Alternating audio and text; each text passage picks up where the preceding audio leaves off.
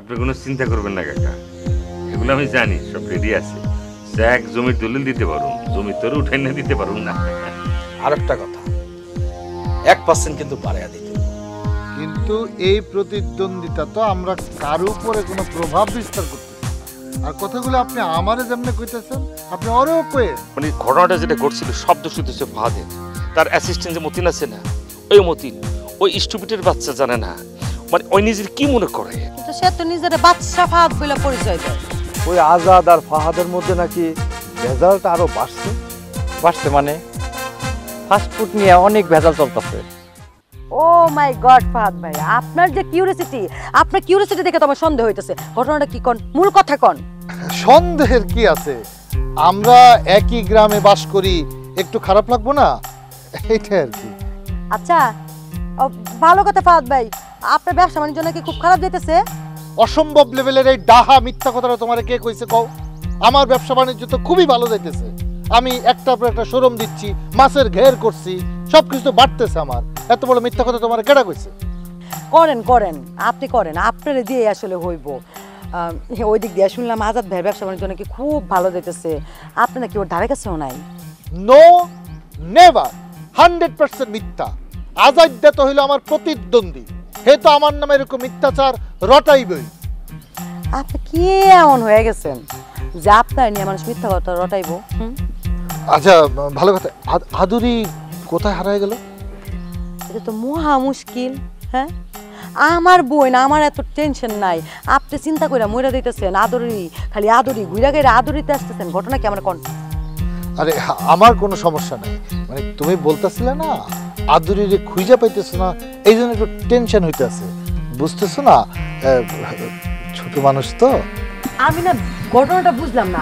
আদরি হইতেছে আমার ছোট বোন, আপনি যে পরিমাণ টেনশন দেখাইতেছেন এই পরিমাণ টেনশন তো আমিও দেখাইতেছি না। সমস্যাটা কি, মানে রহস্যটা কি আমার কোন? তো না মানে বিষয়টা হচ্ছে আদুরির প্রতি আমার একটা ভালোবাসা, না মানে তোমাগো সবার প্রতি আমার একটা আন্তরিকতা আছে, তো এই জন্য একটু অস্থিরতা বাইরে গেছে।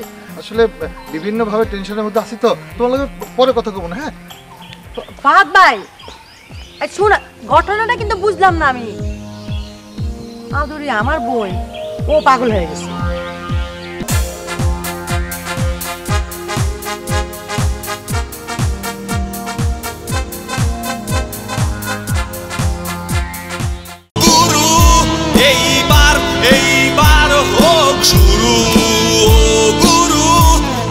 গুরু এবার হোক শুরু, একটি দেশবন্ধু পণ্য। ঢাকা বলে যাদের নারায়ণগঞ্জ জয়দেবপুর পাঠিয়ে দেওয়া হয়েছিল, তারা দলে দলে ফিরছে বিমানবন্দর সংলগ্ন আশিয়ান সিটিতে। ঢাকার ভিতরে রাজুকের চূড়ান্ত অনুমোদিত আবাসিক প্রকল্প। No tension.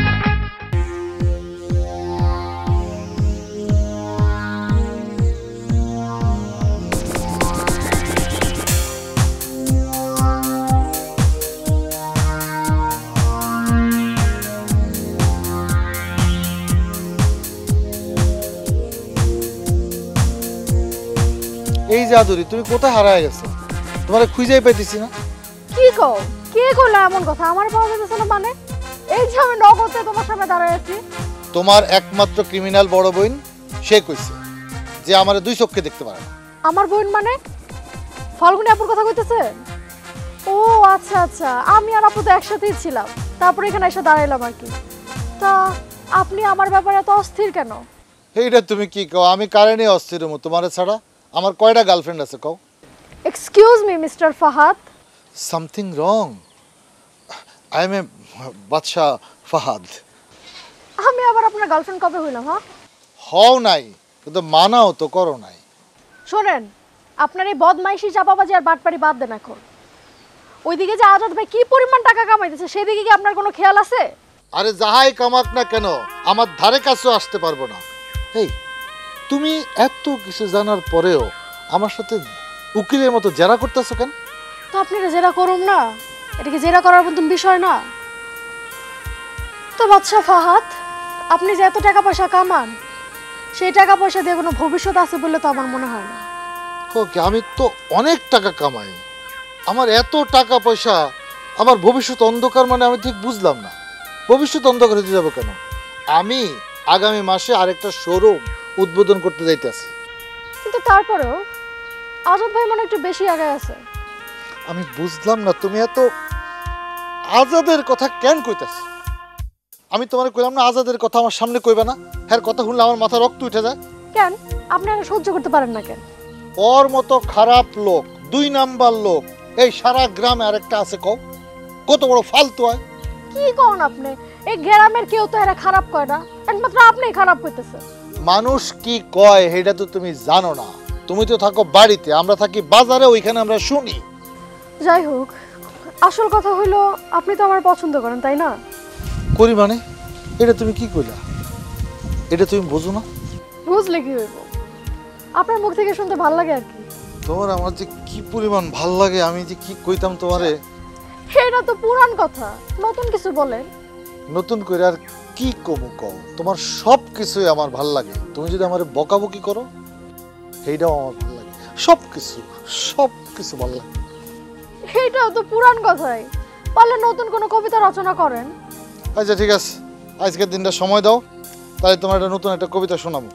তাইলে এখন গেলাম। কথা কিন্তু একটাই, কাজে কর্মে মনোযোগ দিবেন, আয় রোজগার বাড়াইবেন। যেমনি হোক আজাদের চাইতে ব্যাংক ব্যালেন্স টাকা পয়সা আপনার বাড়াইতে হবে, যদি না বাড়ান আপনার খবর আছে। আমি তো আগাই আছি, তারপরে যদি তোমার শক্তি থাকে তাহলে আরো অনেক দূর আগায় যাও। এই কথাটাই যেন মনে থাকে আপনার। আচ্ছা ঠিক আছে, তাহলে তুমি আর এখন এখানে থাকো না, তুমি বাড়ির দিকে চলে যাও। ঠিক আছে, আসি তাইলে। হ্যাঁ।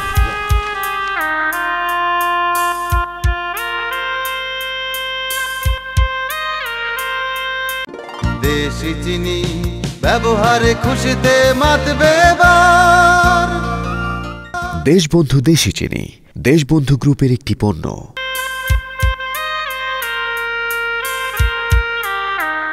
আরে আজাদ ভাই, এইভাবে হিসাব করলে কি ব্যবসা বৃদ্ধি হইব? হিরণ, কি অবস্থা তোমার? ভাই আমার অবস্থা তো অনেক ভালো, কিন্তু আপনার অবস্থা দেখে যা মনে হইতেছে ফাহাদের লগে আপনি পাইরে উঠবেন কিনা এইটা আমি বুঝতে পারতেছি না। ফাহাদের সঙ্গে আমার পাইরে উঠতে হবে কেন? ফাহাদ কি হয়ে গেছে গা যে ওর লোকে আমার পাইরে উঠতেই হবে? ওরা আমি তেমন কোনো ব্যাপার মনে করি না, কাউন্টই করি না। আরে ভাই, উপর দিয়ে আপনি যাই কর না কেন, কিন্তু আপনার মূল প্রতিদ্বন্দ্বী হইতেছে তো ফাহাদ। এই যে ব্যবসা বাণিজ্যে টাকা পয়সায় সব কিছুতে তো আপনি তার লগে প্রতিদ্বন্দ্বিতা করতেছেন। জানো যেহেতু, তাহলে আর বলার কি দরকার, চুপ থাকলেই পারো। আরে আমি তো চুপ থাকতে চাই, এইটা তো আপনার সমস্যা, আর আপনার কিছু বললেই আপনি উল্টা বুঝেন। আজাদের তোমার কি মনে হয়? বলত মফিজ মনে হয়? আজাদরে বংশং বুঝে লাভ নাই, বংশংয়ের মধ্যে আজাদও নাই। ভাই আমি শুনছি নিজের বুঝ পাগলে বোঝে, কিন্তু আপনি যে এত কম বুঝেন এইটা শুই না আমি অবাক হই। ভাই এত কম বুঝলে তো চলবো না। তুমি আমার কত, আমি আর এখানে দোষটা কোন জায়গায়? আমি কি দোষ করলাম? এই তো ভাই, এই তো আপনি লাইনে আইছেন।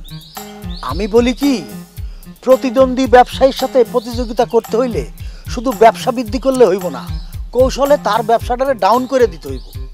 মানে কি, আমি ফাহাদের ব্যবসার ক্ষতি করতাম? আরে আপনি ডাইরেক্ট অ্যাকশনে চলে যেতেছেন কেন? এইটা হইতেছে একটা বিজনেস কৌশল, আর এই কৌশলে যদি আপনি জিততে না পারেন তাহলে কিন্তু ফাল্গুনিরও হারাইবেন। ফাল্গুনির হারামো মানে? এই বিজনেস কৌশলের ভিতরে ফাল্গুনি আবার ঢুকলো কেমনে? ঢুকে যায় বড় ভাই, ঢুকে যায়। এইটা হইতেছে জীবের চক্রাকার চক্র, একটার সাথে আরেকটা জড়িত। তুমি তো ভালোই প্যাচ দিতেছো হিরণ। প্যাচ মনে করলে প্যাচ, উপদেশ মনে করলে উপদেশ। আচ্ছা ক, তোমার ব্যবসার কি কৌশল, কি শিক্ষা, কি উপদেশ, এটা ক, আমি শুনো। শোনেন ভাই,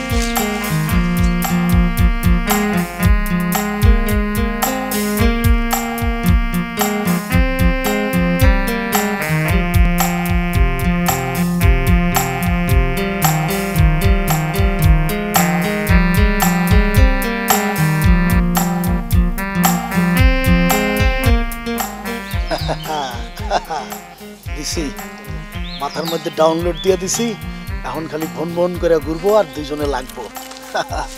আমার লগে হিরণ আমি।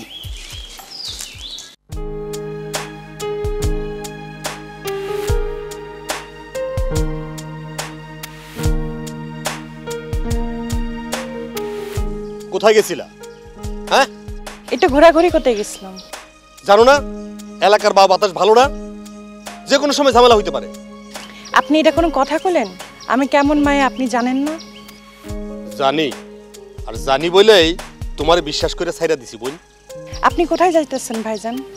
আমি আর কই যাবো, তোমার জন্য অপেক্ষা করতেছিলাম। তোমার সাথে কথা বলা আমি ইউনিয়ন পরিষদে যাব। জি বলেন। এত পাত্র তোমারে দেখতে আসতেছে, কত পাত্র তোমারে দেখলো, এর মধ্যে কি তোমার একটা পাত্র পছন্দ হয় নাই? পছন্দ হয়নি দেখি তো বিয়ে করিনি। একজন মোটা একটা কালা, এটা কি ভাল লাগে? তার মানে তুমি কোনোদিন বিয়া করবা না? অবশ্যই বিয়ে করবো, ভালো পাত্র হলে বিয়ে করবো না কেন?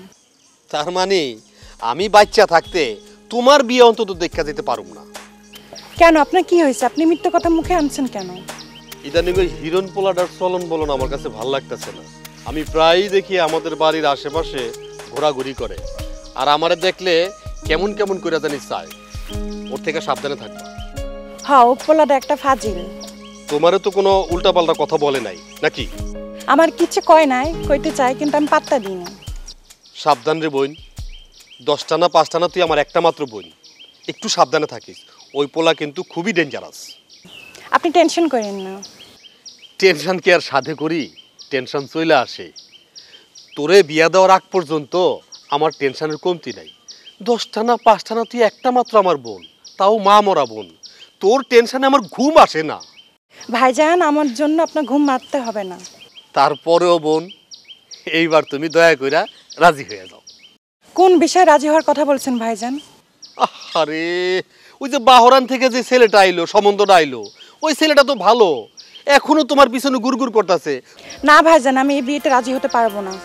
তোমারে বিয়া করবো দেখা সে অন্য কোথাও মেয়ে দেখে নাই, আর এমনিতে ছেলেটা দেখতেও তো খারাপ না। এটা তো 6 মাস আগের কাহিনী, এটা কি এখনো শেষ হয়নি? এটাই তোমার শেষ কথা? হ্যাঁ, এটাই আমার শেষ কথা।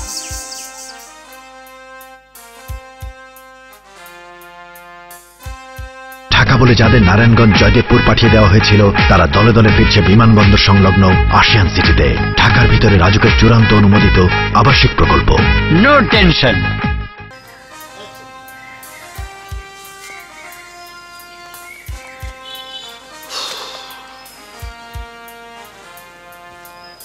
কি হয়েছে আপনার? হ্যাঁ, সমস্যা কি? সময় নাই, কময় নাই, খালি ধাপ করে আইতে কোন আইতে কইলে আইতে পারি? আব্বা দেখছে আওয়ার সময়, আম্মা দেখছে আওয়ার সময়, ওরা তো মনে হয় বুঝছে আমি আপনার কাছে আইতেছি। আরে বাবা, আরে যদি বুঝিয়ে থাকে তাহলে তো তাড়াহুড়া করতে তো কেন? তাহলে নিরিবিলি দয়া করে এই জায়গাটা আমরা বসে আমরা একটু প্রেমের কথা বলি। আমি বসতে পারুম না, কেন ডাকছেন ওইটা কোন? তোমার অনেক ভালো। আমিও তো তোমার অনেক ভালোবাসি। তো কি হয়েছে? এই দিকে ফাঁদ কত কিছু করে ফেলাইছে, ওই দিক দিয়ে দোকান কি হলো? বেড়াং ওদিক চাইছি। আল্লাহ, এটা তো মনে হয় আমার ছোট মামা চুরো।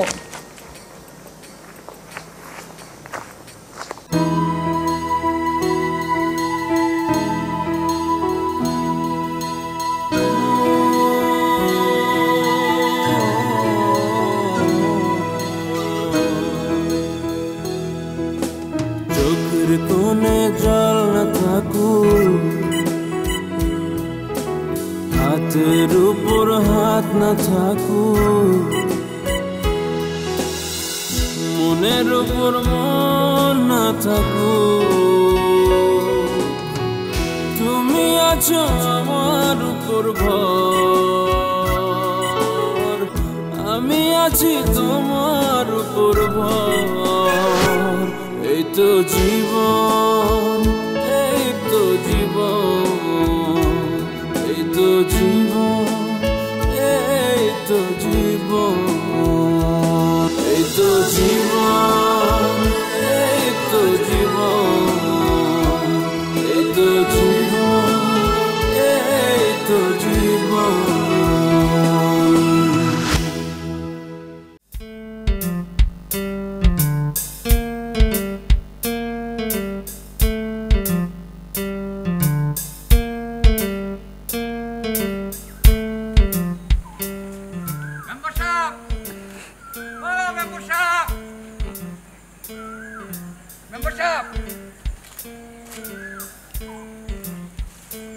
ছেলে কি করে?